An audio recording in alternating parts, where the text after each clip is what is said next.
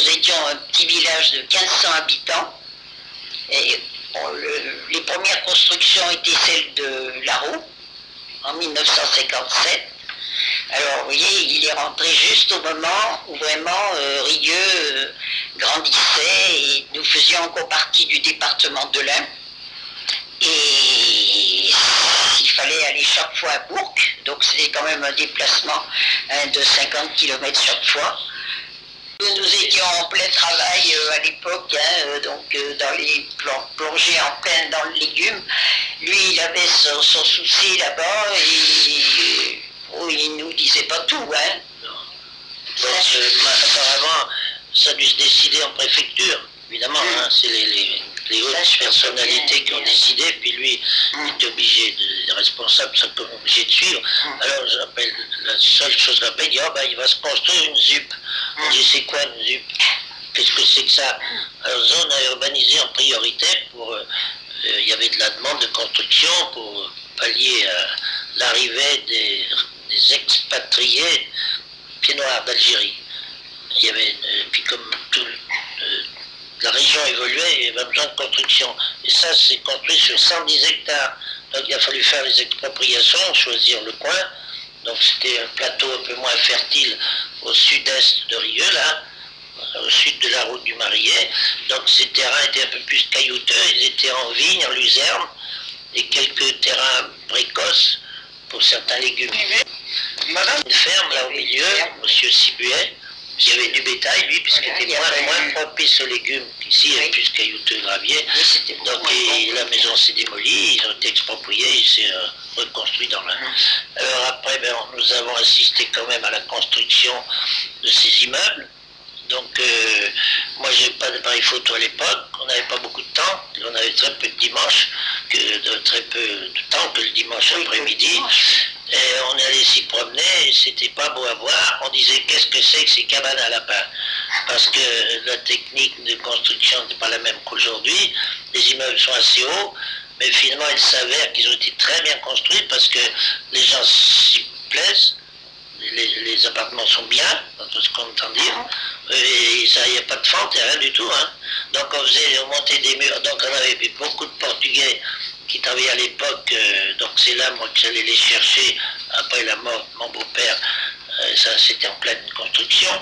Donc il y avait toujours une cinquantaine de Portugais qui logeaient dans des bungalows en bas de Rieux, là, dans des cabanes en fer. J'allais les chercher le samedi après-midi, j'en ramenais 3 ou 4 dans ma voiture, et ils m'aidaient au travail des champs, parce que j'étais débordé, moi. On avait toujours beaucoup de légumes. Donc cette ville en pleine construction, donc le système de construction c'était des banches béton bien branchées, il y avait une centrale à béton dans le secteur, et puis plusieurs équipes, et ils coulaient la dalle. Alors des fois ils disaient, tu viens, dis non, on ne peut pas, va couler la dalle, va couler la dalle, va couler la dalle. Ils coulaient la dalle d'un coup par étage. Alors avec la grue et tout, il fallait beaucoup de personnes, et ils coulaient en continu. Et ensuite on voyait ces murs-là, c'était tout nu, une cabane à lapins, c'était trop béant. Et après, les cloisons étaient en préfabriqué, il y avait une usine où il y a maintenant la pharmacie, là, où il y a le centre, peu importe, là. Où il y a l'hôtel de Rieux, là, oui. Ouais. Parce que où il y avait la cafetière casino, il y a l'hôtel de Rieux, là. Il y avait une usine carrément là. Et en portugais, il m'expliquait bien, lui, il fabriquait des grandes tables immenses, chauffantes, et il coulait carrément le panneau tout près avec le cadre, l'emplacement pour la fenêtre, pas de fenêtre, et c'était joli, c'était granité dessus, il faisait tout ça sur table préfabriquée, et il en faisait beaucoup, hein, la demande de l'immeuble, et ça c'était monté par grue là, pour boucher, et ça n'a pas bougé, on dit mais c'est pas possible, et finalement la technique n'était pas mauvaise, c'est rapide, il n'y a rien à bouger, hein, finalement. Alors le défaut qu'il y avait, bien sûr, il y avait le chauffage au sol, il noyait les tuyaux dans la dalle, tuyaux de chauffage, et c'est un gros inconvénient pour les chambres. Et comme les chaufferies n'étaient pas, ou les thermostats pas très au point, ni les vannes de sécurité, les clapets, comme on appelle ça, donc des fois il y avait 22, 24 degrés, et les gens avaient mal aux jambes, c'était trop...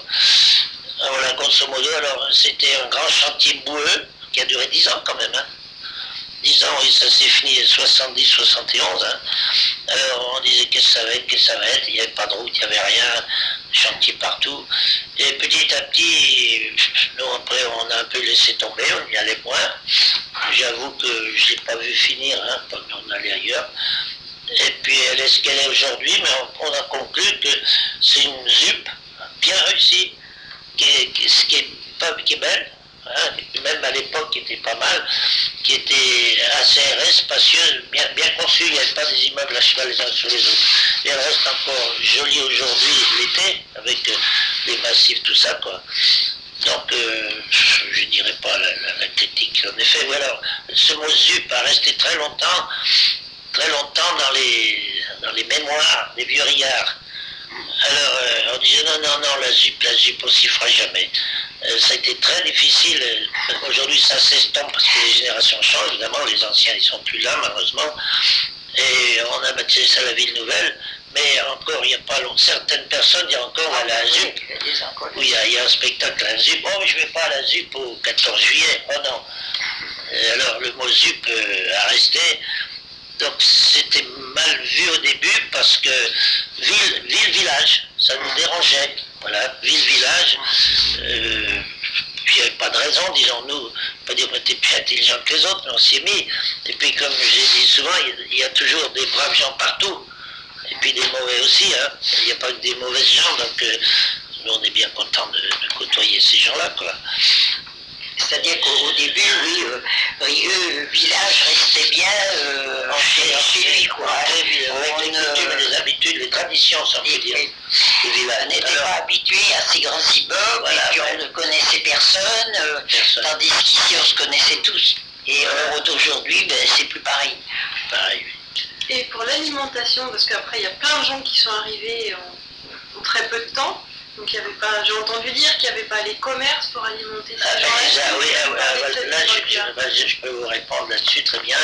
Pendant la création, la construction de la ZUP, c'était folklorique. Il n'y avait que les commerces du village. Là, il y a le petit casino maintenant, au rond-point de Pinot, là.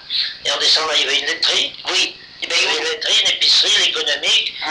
Ils étaient débordés. Ah ben, débordés. On voyait la queue vraiment. Débordés dans tous ces Portugais. Mais c'était surtout les ouvriers. Les ouvriers qui venaient. C'était pas les habitants. C'était pas les habitants. Non. Donc Mammouth n'existait pas. Hein. Ben non. À Mammouth, il y avait une usine de fabrication de presse. Oui, il y a des machines volantes dans de la place. On les voyait exposés dehors, et ils embarquaient sous le train tout proche. Donc pas d'Auchan, pas de Mammouth, rien du tout. Pas de Mammouth, c'est Mammouth. Mammouth, ton père était là encore. Mammouth a démarré en 63. Parce que son père me disait un jour, oh ben il va arriver une grande surface. C'est quoi ça, une grande surface? Je ne savais pas. Ah ben un grand magasin où on y trouvera de tout. On va appeler ça Mammouth. Si, en 63, son père, j'entends encore me dire ça. Donc, après, ça s'est organisé petit à petit, mais les premières années, c'était vraiment à voir. Les commerçants là débordaient. Ils ont fait de l'argent, quoi, parce qu'il y avait une poissonnerie, il y avait laiterie, il y avait casino, l'économique, il y avait pas mal de choses, quoi. Alors, après, il s'est créé le marché au fil des années. La ville s'aménageant, s'installant. Et il y en a trouvé une place, ils ont commencé à créer un petit marché. Alors là, ça allait déjà mieux, les autres commerçants, les revendeurs, qu'on appelait à l'époque, venaient. La première pharmacie, elle a été dans le village, où il y a maintenant ce qui a été démoli, la Société Générale. Qui a été démoli, tout ça en photo. Voilà. La première